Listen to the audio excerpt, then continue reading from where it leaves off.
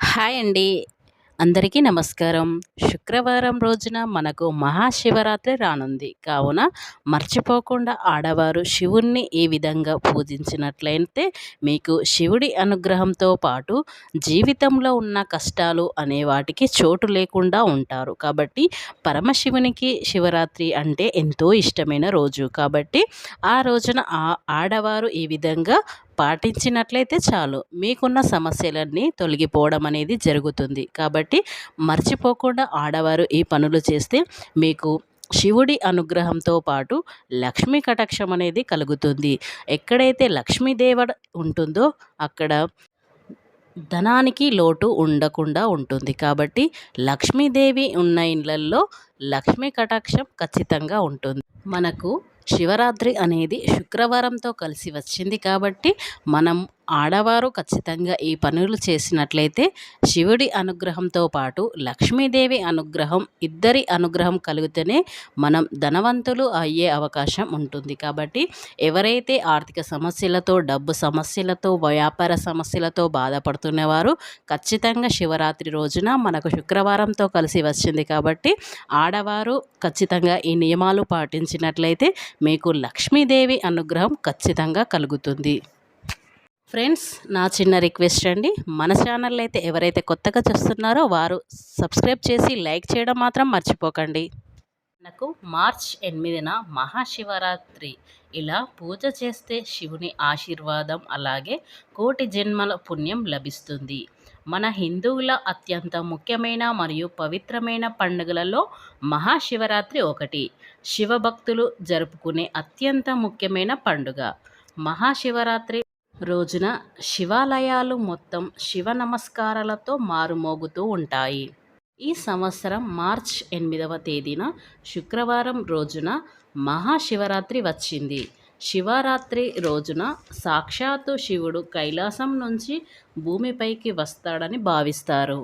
కాబట్టి ఎంతో ముఖ్యమైన ఈ మహాశివరాత్రి రోజున కొన్ని నియమాలు గనక ఆడవారు పాటించడం వల్ల మీకున్న సమస్యలన్నీ తొలగిపోయి ఎన్నో పుణ్యాల జన్మం కూడా లభిస్తుంది.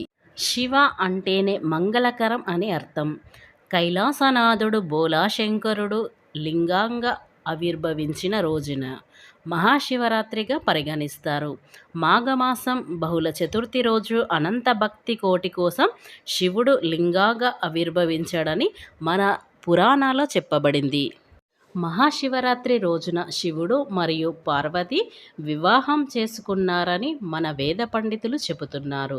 ఇంతటి శక్తివంతమైన మహాశివరాత్రి రోజున శివుణ్ణి ఎలా పూజ చేయాలి అనే విషయం గురించి ఇప్పుడు మనం తెలుసుకుందాం. అయితే శివరాత్రి రోజున శివుణ్ణి ప్రసన్నం చేసుకోవాలంటే ఇంట్లో ఉండే స్త్రీలు ఖచ్చితంగా ఈ నియమాలు పాటిస్తే చాలు.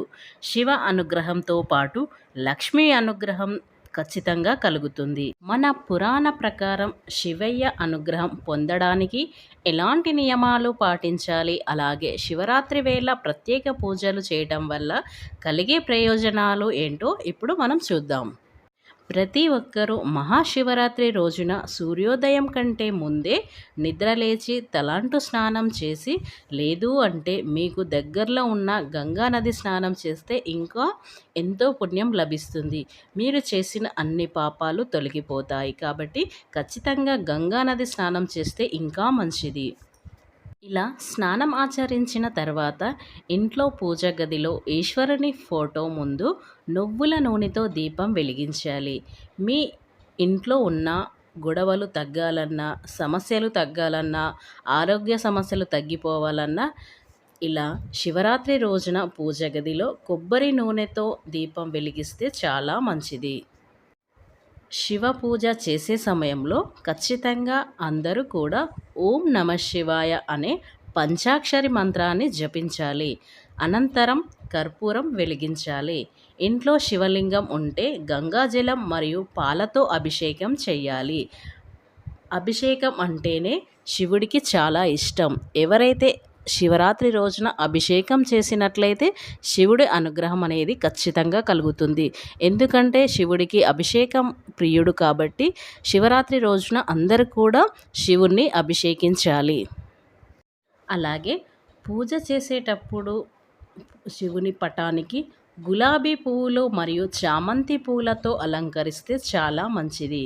దేవునికి నైవేద్యం మీ శక్తి సామర్థ్యాలను బట్టి నివేదించవచ్చు. అలా కుదరని వారు కనీసం ఒక పటిక బెల్లం ముక్కైనా శివునికి నైవేద్యంగా సమర్పించిన ఆ శివుడు సంతోషిస్తాడు. అరటి పండ్లను శివునికి నైవేద్యంగా సమర్పిస్తే కోరిన కోరికలు నెరవేరుతాయని నమ్మకం. కాబట్టి పరమశివుణ్ణి పాలతో చేసిన పదార్థాలు ఎంతో ప్రేమగా ఇష్టంగా స్వీకరిస్తాడు. కాబట్టి ఎవరైనా సరే శివరాత్రి రోజున పాలతో చేసిన పరమాన్నాన్ని కానీ శివుడికి నైవేద్యంగా సమర్పిస్తే చాలా మంచిది. మహాశివరాత్రి రోజున చేసే దీపారాధన వలన గత జన్మల పాపాలు తొలగిపోతాయి. కాబట్టి ఆడవారు సుమంగళి స్త్రీలు ఈ రోజున దీపారాధన చేస్తే వారి భర్తలు దీర్ఘాయుష్తో ఉంటారు. అలాగే శివరాత్రి రోజున పూజ చేసిన తర్వాత పూజ గదిలో సాంబ్రాణి ధూపం వేస్తే ఇంట్లో ఉన్నటువంటి నెగటివ్ ఎనర్జీ కూడా తొలగిపోతుంది. పాజిటివ్ ఎనర్జీ వస్తుంది.